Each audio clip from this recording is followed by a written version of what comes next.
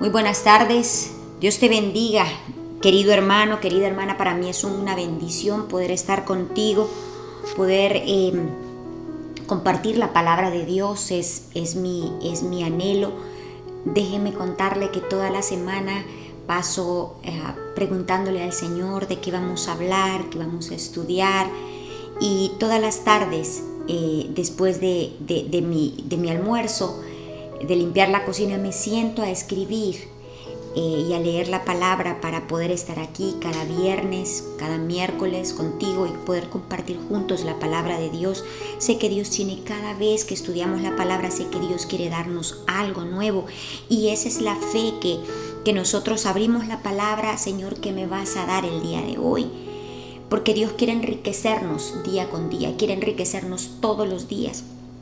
Hoy traemos un tema esencial, un tema de vida, por decir así, un tema de vida o de muerte. Pero para esto nosotros podemos pedirle al Espíritu Santo que nos dirija para que podamos recibir esta palabra y no olvidarla, sino que recibirla y atesorarla y ponerla por práctica en nuestras mentes, en nuestros corazones.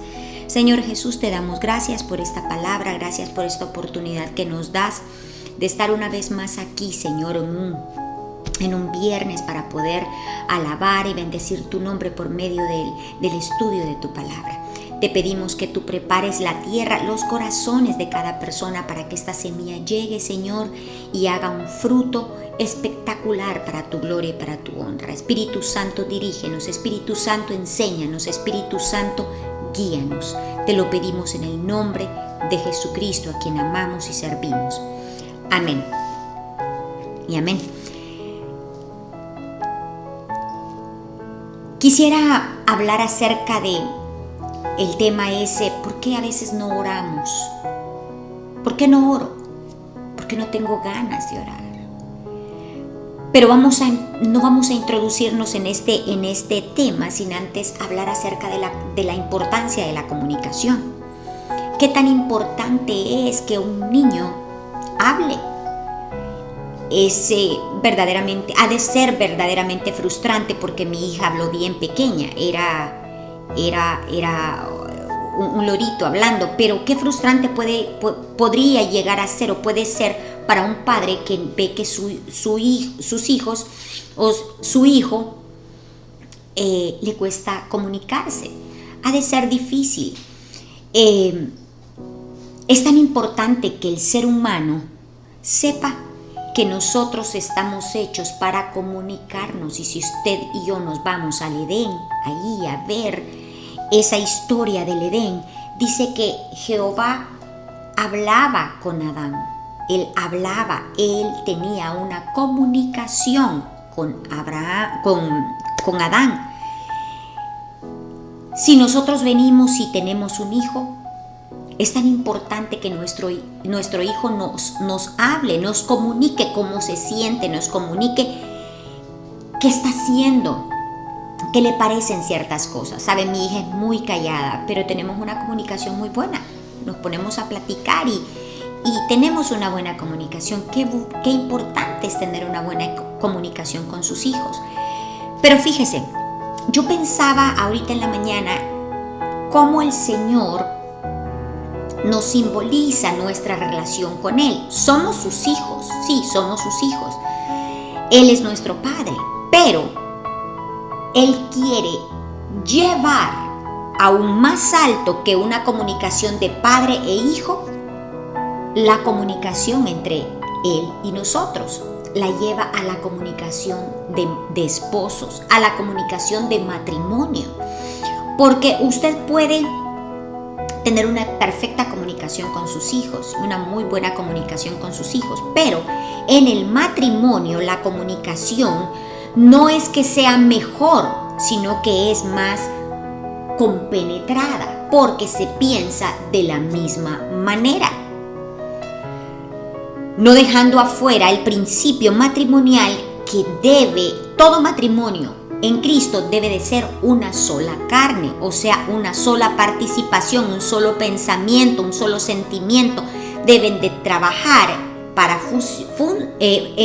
fusionarse y dos personas llegar a ser una sola. Pero eso se hace y se construye por medio de la comunicación, la integridad. Pero en la comunicación no solamente es hablarnos. En la comunicación no solamente es que el esposo o la esposa vengan y se hablen. Es que no hay comunicación porque no se hablan. No, no es eso, sino que debe de haber una comunicación íntegra. Debe de haber integridad en la comunicación. Saber qué decir, cuándo decir y cómo decirlo, con sinceridad, con amor. Y sabe que Dios, Jesús, eleva la comunicación del ser humano con Él hacia ese nivel, como un matrimonio. Pero ¿por qué a veces no oramos? ¿Por qué no tengo ganas de orar? Pues aquí vemos unos discípulos del Señor que ellos no sabían orar. Y quizás ese era el motivo por el cual no oraban, porque no sabían cómo hacerlo. Quizás culturalmente ellos siempre se les enseñaba que religiosamente seguir a Dios para ellos era un ritual. Entonces ellos pensaban que la comunicación era parte de ese ritual, que todos ellos tenían un ritual para hacerlo. Los judíos tienen un ritual para hacer sus religiosidades. Entonces quizás ellos pensaban que también esta comunicación podía estar sujeta a eso. Quizás por eso es que ellos sentían que no podían orar. Pero Jesús les dio el modelo de la oración perfecta, el Padre Nuestro. Y todos nos sabemos el Padre Nuestro.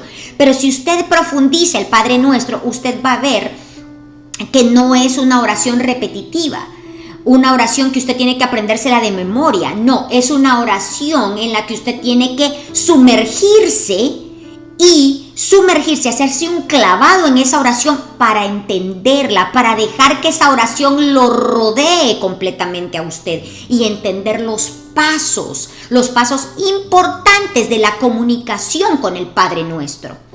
Desde solo el título, el Padre Nuestro, nos está diciendo una relación de un Padre que nos pertenece, un Padre que está allí, no es un Padre lejano. Solo con eso, con el Padre Nuestro, le puedo decir que Él nos está diciendo: soy tu Padre, siempre voy a estar allí. No puedes tener una relación de extraño porque eres mi hijo, soy tu Padre. Entonces, si nos vamos todo el Padre Nuestro, vamos a poder ver un modelo perfecto de comunicación, no solamente una oración, sino que el modelo perfecto de comunicación completa de Dios con el hombre. Pero también vemos que Juan les enseñaba también a orar a sus discípulos. Entonces, ¿tenemos que tener un modelo de oración? Claro que sí, ellos tenían un modelo de acuerdo a su religiosidad, pero Jesús nos vino a enseñar otro modelo, el modelo del Padre Nuestro, una relación cercana con Él, de hijo, de padre e hijo. Recuerde que Juan no les podía enseñar que oraran de igual manera a sus discípulos, porque para el judío no podían ser hijos de Dios. Siervos sí, pero no hijos. Por eso se alarmaban cuando escuchaban decir a Jesús: yo soy el Hijo de Dios. Ellos estás hablando blasfemias. Entonces Juan no les enseñaba de la misma manera, que le oraran a Dios de la misma manera que Jesús le enseña a sus discípulos. Entonces, ¿tenemos un modelo de oración? Sí, Jesús nos enseña el modelo no de oración, sino de comunicación. Perdone la redundancia, empezando por el principio. Es nuestro Padre, nos pertenece y nosotros le pertenecemos a Él. Jesús, en la parábola de Jesús que dijo en Lucas capítulo 18, era acerca de una mujer que estaba desesperada porque le habían cometido injusticia. Y sabe que solo tengo la cita ahí en el Lucas 18, pero aquí tengo mi Biblia y ¿sabe lo que dice mi Biblia? Dice en el 18:1. También les refirió Jesús una parábola sobre la necesidad de orar y no desmayar. De eso es lo que quiero centrarme ahorita, que esta parábola era de la necesidad de orar, pero dice siempre, de orar siempre, de orar siempre y no desmayar. O sea, ¿de qué está hablando? Está hablando de persistencia, de persistir, está hablando de insistencia.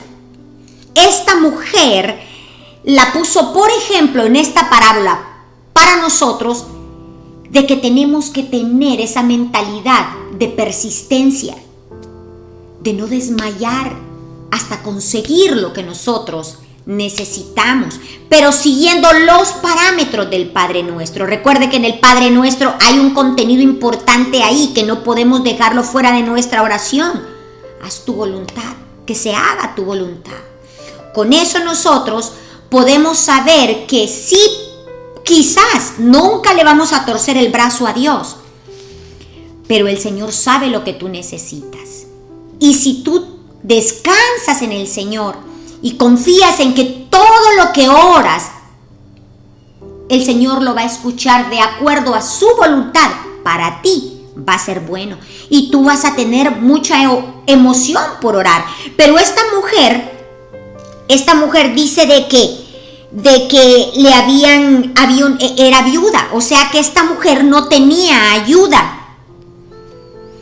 Al decir que esta mujer era viuda, ser viuda para un judío era difícil, porque el hombre era el que llevaba todo el sostenimiento, era el que representaba esa familia, incluso la representaba a ella. Esta mujer, al decir que era viuda, esta mujer estaba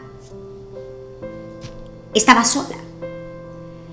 Y dice que esta mujer era viuda y llegaba a la ciudad que había un juez, y dice que este juez era un hombre que no respetaba a Dios.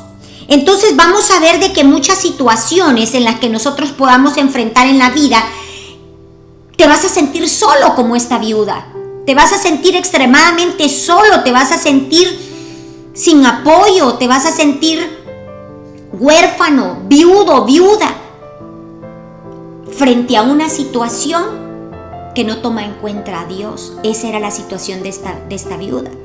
Esta viuda se tenía que enfrentar a un juez injusto que no temía a Dios. Así estamos muchas veces las situaciones que puedas estar viviendo, no miras a Dios por ningún lado. Y crees que vas a ser tratado de la manera más despótica por aquella circunstancia. Pero esta mujer hizo lo correcto, persistía y persistía y persistía, insistía en esto. Y dice que aquel juez, ya ofuscado, harto de aquella mujer, dijo: mejor hagámosle justicia. No porque él era bueno, sino porque ya lo tenía a la raya, ya no la soportaba más. ¿Se imagina si esto puede hacer un juez injusto? ¿Se imagina el secreto que el Señor nos está dando en esta parábola de Lucas 18? Nos está diciendo: si tú insistes, si yo miro en ti la persistencia, puede ser que yo te conceda lo que tú quieres y necesitas en mi tiempo para que sea seguro para ti. Pero puedo hacerlo, porque aquí le está diciendo: si este juez injusto lo hizo, imagínate yo. Entonces Jesús exhibe un secreto, o varios secretos aquí de la oración: la perseverancia, pero también exhibe la oración como un reclamo en corte. Me gusta eso, me gusta ese reclamo en corte, el poder saber la palabra, el utilizar la palabra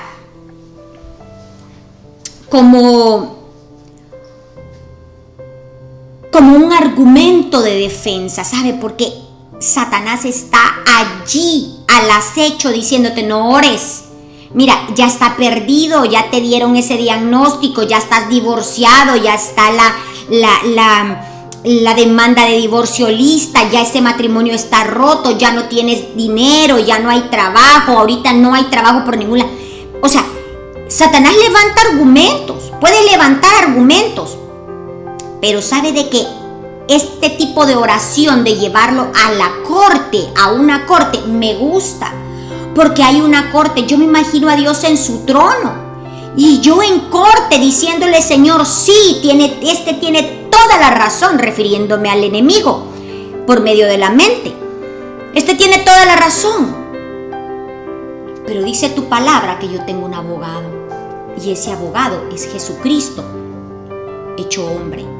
Él puede entenderme por lo que yo pasé, y Él puede darte fe de mí. Entonces me gusta esta oración como una oración llevada a corte. Me gusta Lucas 18. Déjeme decirle que a mí esta oración me funcionó mucho en el tiempo más difícil de mi vida.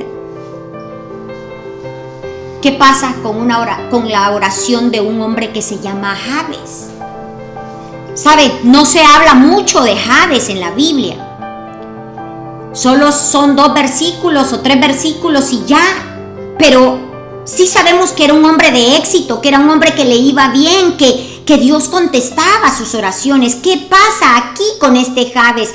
Primera de Crónicas capítulo 4, versículo 9 y 10 dice: e invocó Jabes al Dios de Israel, diciendo: oh, si me dieras bendición y ensancharas mi territorio. Vamos a detenernos aquí primero. Mira lo que este era un anhelo. Esta oración, él la oraba como anhelo, no como derecho. Porque sabe que nosotros tenemos derechos de hijos. Y Jesús nos lo enseña en el Padre Nuestro, donde nos dice: danos el pan nuestro de cada día, danos el pan nuestro de cada día. Prácticamente es un derecho de tener el pan con fe. Lo vas a reclamar ese pan. Pero sabe que Jabes tuvo éxito fuera del derecho. Mire, por una mera ilusión, por algo un anhelo. Y mire lo que le dice: oh, si me dieras bendición, si tú quisieras. Jabes no tenía el derecho. En esta oración, si usted se fija y la profundiza, era un deseo, una ilusión que él tenía. Oh, si me dieras bendición y ensancharas mi territorio. Si tu mano estuviera conmigo y me libraras del mal para que no me dañe. Imagínese. Y dice que Dios le otorgó lo que le pidió. Él estaba... solamente era una expectativa de su vida, una alta expectativa de su vida. Porque Jabes no tenía a Jesucristo, no era el tiempo de Jesucristo. Y dice que Dios le otorgó a Jabes eso. ¿Qué pasa cuando no oramos? ¿Qué pasa cuando no oramos? Nos levantamos y no nos acordamos de la oración. Nos acostamos y no nos acordamos de la oración y solo... ay, Señor, bendice, perdóname, Señor, tú sabes qué cansada estoy, tuve un día... Y ahí terminó esa oración, la oración del dormilón, le llamo yo. Pero ¿qué pasa cuando no oramos? Nos vamos apagando. Lentamente nos vamos apartando del propósito que Dios tiene en su vida. Ya no queremos leer la Biblia, ya no queremos de repente ir a la iglesia, ya no queremos conectarnos, ya no queremos seguir adelante con Dios. Simplemente ya Dios pasa a un segundo plano. Pero ¿por qué no quiero orar? Vamos a profundizar aquí. Y dice, punto número 1, a veces perdemos la confianza pensando que Dios no nos quiere ayudar. Y no es así. Nos impacientamos, te impacientas y dices, ya se tardó, ya esperé mucho. Le voy a pegar yo voy a tener que hacerlo yo. Voy a tener que pegar una ayudadita yo. En realidad, fue Dios quien te estuvo esperando a ti. No que tú lo hayas estado esperando a Él. Para que a veces nuestra mente dice, ya esperé mucho. Era Dios que estaba esperando el proceso como la masa para que dé el punto del leudado para poder que salga un pan perfecto, así Dios necesita el punto en ti y en mí para poder escuchar, concedernos esa petición. Él esperó a que maduraras para poder darte lo que tú necesitabas. Pero lejos de orar para aceptar su voluntad, pensamos que podemos ordenar nuestra petición como por la ventanilla de un autoservicio, que solamente vamos a pasar por ahí y Dios nos lo va a pasar en ventanilla de autoservicio. No nos equivoquemos. Punto número 2, Dios no nos dio. Y por eso perdimos la fe. Es que no me lo dio. Mire, yo quería casarme con aquel y no me lo dio. Y ahora eso me bloqueó. Yo quería otro hijo y no me lo dio y eso me bloqueó. Yo lo oré, 3 años oré. Porque si creyéramos que oramos y vamos a recibir, oraríamos más. Si nosotros creyéramos que orando vamos a recibir, oraríamos más, con más intensidad, como la mujer viuda, con persistencia. Pero no funcionó, entonces nuestra fe se vino abajo y por eso no oramos, porque como no nos funcionó en el pasado, pensamos que no nos va a funcionar ahorita. Pero más no sabes que es que si te hubieras casado con aquel, las cosas iban a estar peor de las que están ahorita, con el que te casaste o con la que te casaste. Entonces Dios sabía todo, por eso Él sabía. Dios ve lo que tú no puedes ver. Es como aquella madre. Yo recuerdo a mi hija muy comelona desde que estaba bebé. Y cuando su papá y yo comíamos, ella nos miraba que con los ojitos quería que le diéramos y nos hacía la manito así que le diéramos. Pero yo sabía que no le podía dar ciertas comidas. Porque yo sabía el tiempo que ella iba a estar preparada para poder comer. Y el beneficio de ciertas comidas. Yo no le podía dar lo que yo comía. Así Dios puede ver lo que tú no ves. Dios sabe cuándo es tu tiempo de poder recibir aquello que has deseado. Dios sabe cuándo va a ser de beneficio o cuándo va a ser de perdición. ¿Sabe? Recuerdo a una persona que conocí que decía, es que yo quiero una hija, Era una persona muy ferviente con el Señor y ahí estaba, yo quiero una hija, quería una hija y quería una hija y quería una hija. Tenía solo un hijo varón. ¿Sabe que aquella hija no venía? Hasta que un día ayunamos, oramos y ahí estaba el embarazo de la niña. ¿Qué pasó?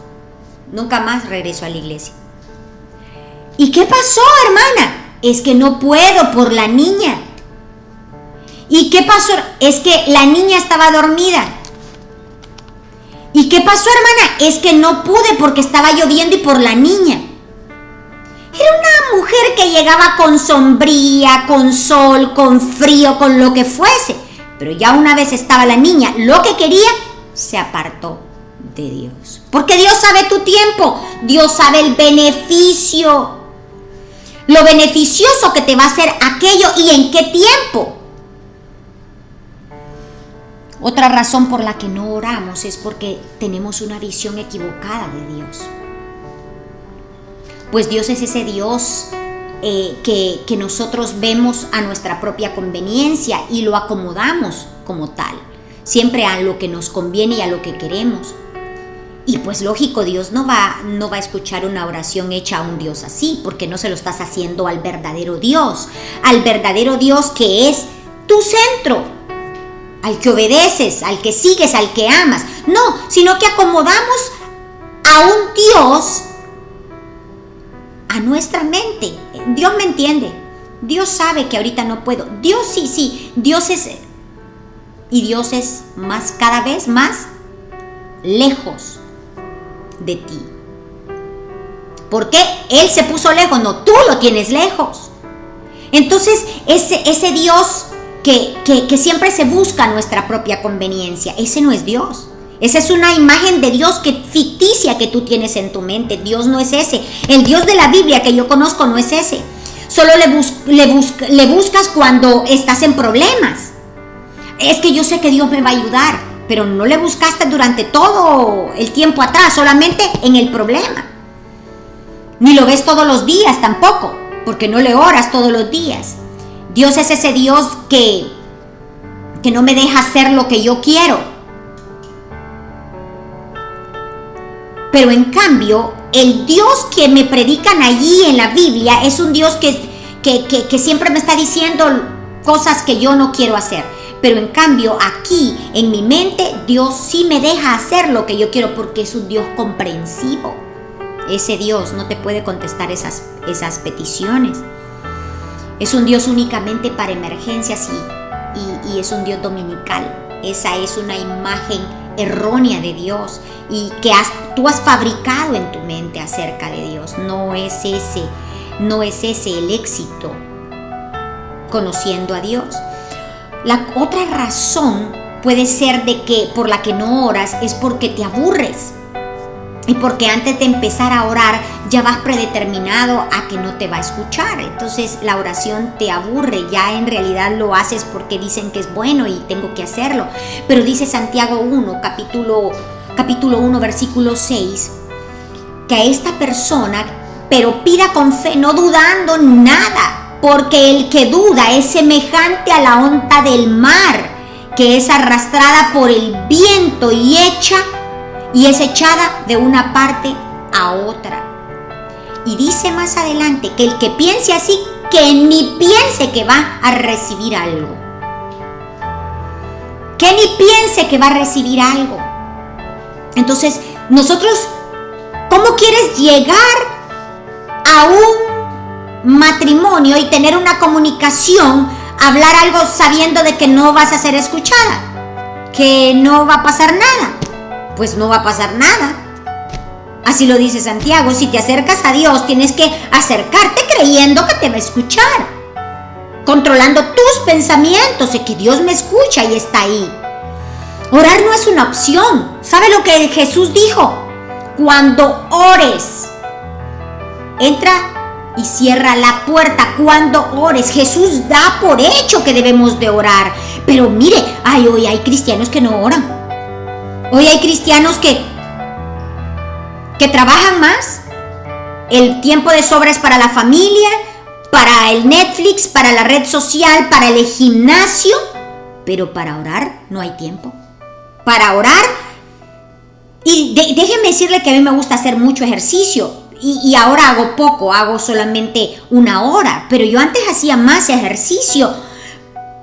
Pero se invierten 2 horas, hora y media en el gimnasio, pero 15 minutos a 30 minutos en una comunicación con Dios. Debemos de aprender a orar, porque orar no es una opción.